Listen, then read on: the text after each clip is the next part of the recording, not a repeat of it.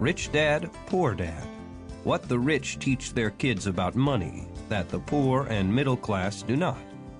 By Robert T. Kiyosaki. To parents everywhere, a child's first and most important teachers, and to all those who educate, influence, and lead by example. Acknowledgements.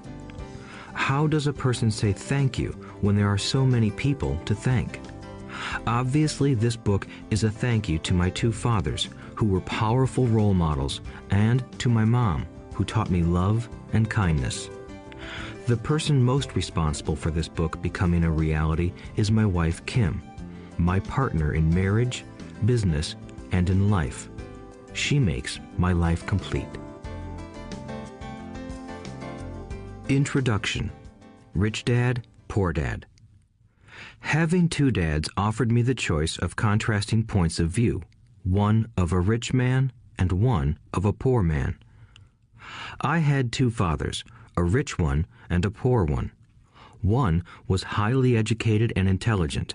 He had a Ph.D. and completed 4 years of undergraduate work in less than 2 years. He then went on to Stanford University, the University of Chicago, and Northwestern University to do his advanced studies, all on full financial scholarships. The other father never finished the 8th grade. Both men were successful in their careers, working hard all their lives.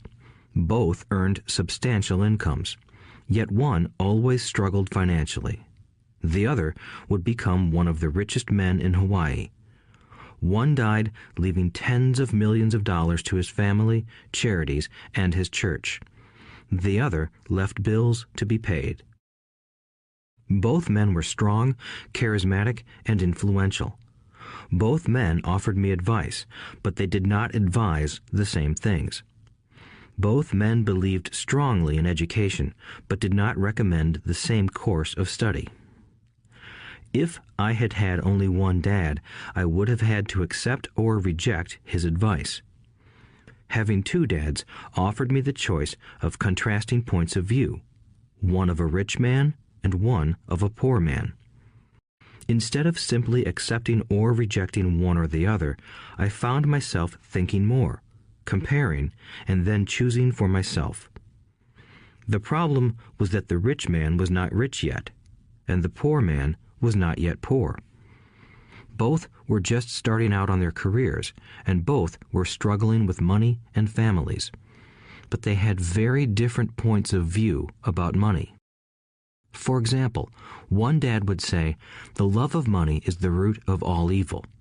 The other said, "The lack of money is the root of all evil." As a young boy, having two strong fathers, both influencing me, was difficult. I wanted to be a good son and listen, but the two fathers did not say the same things. The contrast in their points of view, particularly about money, was so extreme that I grew curious and intrigued. I began to start thinking for long periods of time about what each was saying. Much of my private time was spent reflecting, asking myself questions such as, "Why does he say that?" and then asking the same question of the other dad's statement. It would have been much easier to simply say, "Yeah, he's right, I agree with that," or to simply reject the point of view by saying, "The old man doesn't know what he's talking about." Instead, having two dads whom I loved forced me to think and ultimately choose a way of thinking for myself. As a process, choosing for myself turned out to be much more valuable in the long run than simply accepting or rejecting a single point of view. One of the reasons the rich get richer, the poor get poorer, and the middle class struggles in debt is that the subject of money is taught at home, not in school. Most of us learn about money from our parents, so what can poor parents tell their child about money? They simply say, "Stay in school and study hard." The child may graduate with excellent grades, but with a poor person's financial programming and mindset. Sadly, money is not taught in schools. Schools focus on scholastic and professional skills, but not on financial skills. This explains how smart bankers, doctors, and accountants who earned excellent grades may struggle financially all of their lives. Our staggering national debt is due in large part to highly educated politicians and government officials making financial decisions with little or no training in the subject of money. Today, I often wonder what will soon happen when we have millions of people who need financial and medical assistance. They will be dependent upon their families or the government for financial support. What will happen when Medicare and Social Security run out of money? How will a nation survive if teaching children about money continues to be left to parents, most of whom will be, or already are, poor? Because I had two influential fathers, I learned from both of them. I had to think about each dad's advice, and in doing so, I gained valuable insight into the power and effect of one's thoughts on one's life. For example, one dad had a habit of saying, "I can't afford it."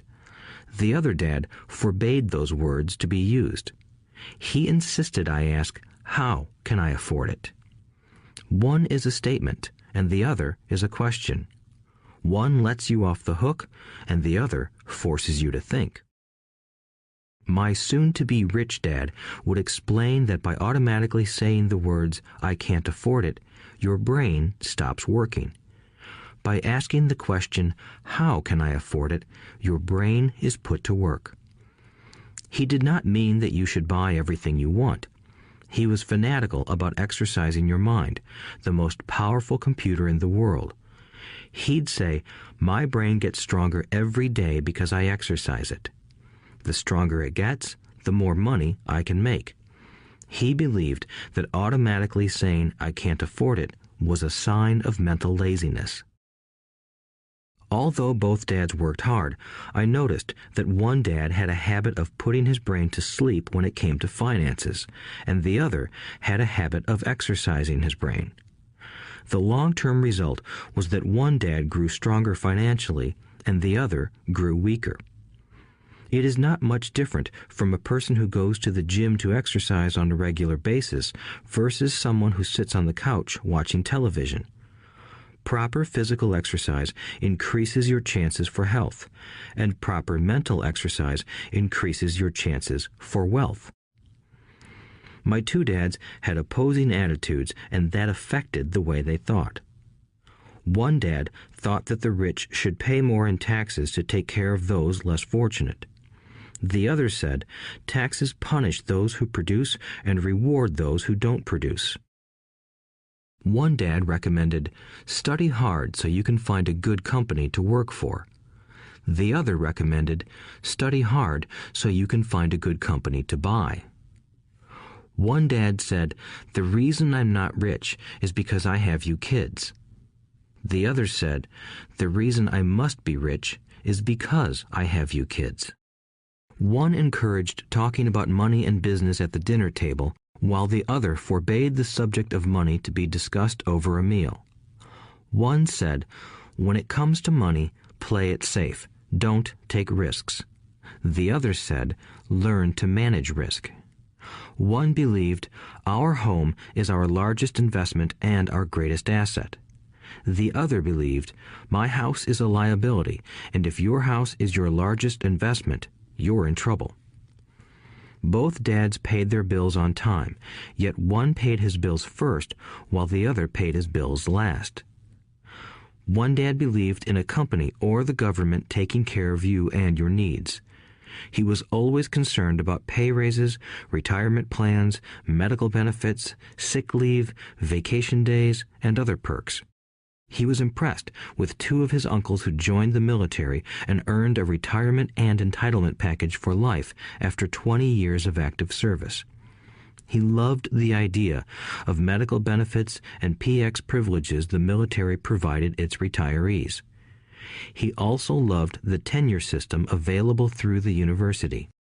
The idea of job protection for life and job benefits seemed more important at times than the job.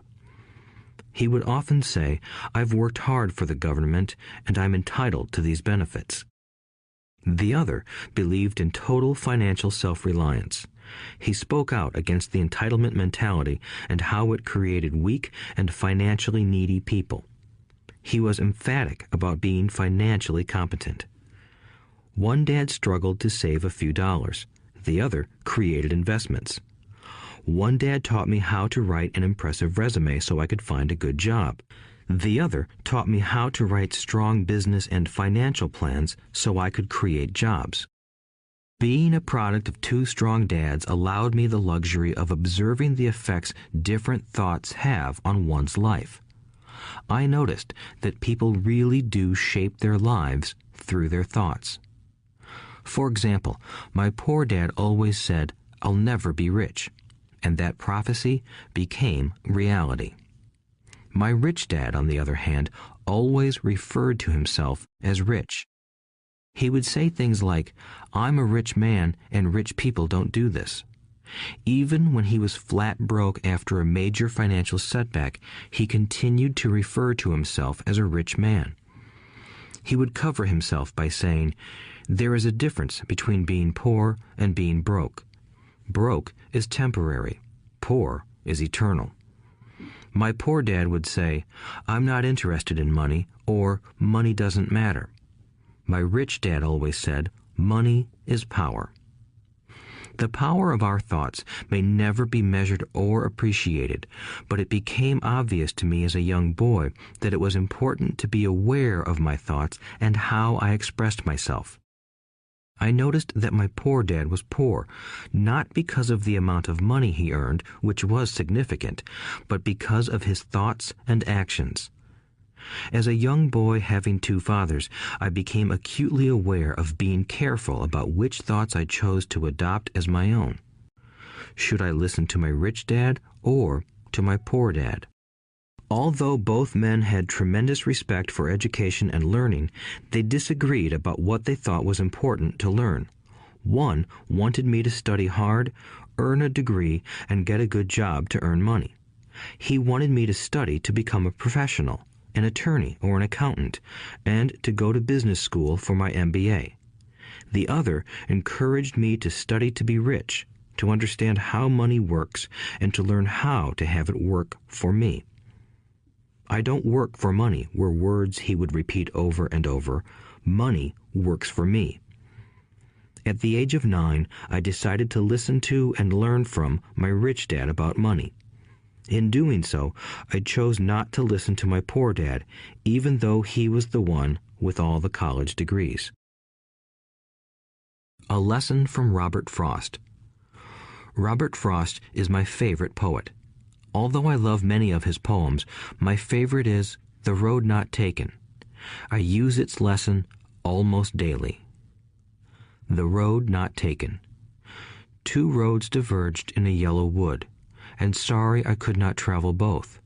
And be one traveler long I stood, and looked down one as far as I could, to where it bent in the undergrowth, then took the other as just as fair, and having perhaps the better claim, because it was grassy and wanted wear.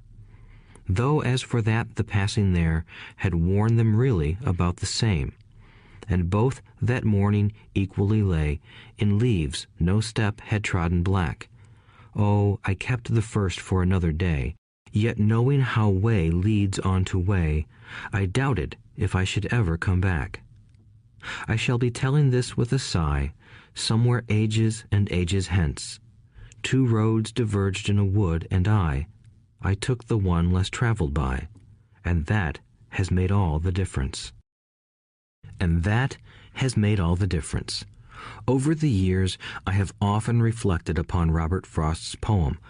Choosing not to listen to my highly educated dad's advice and attitude about money was a painful decision, but it was a decision that shaped the rest of my life.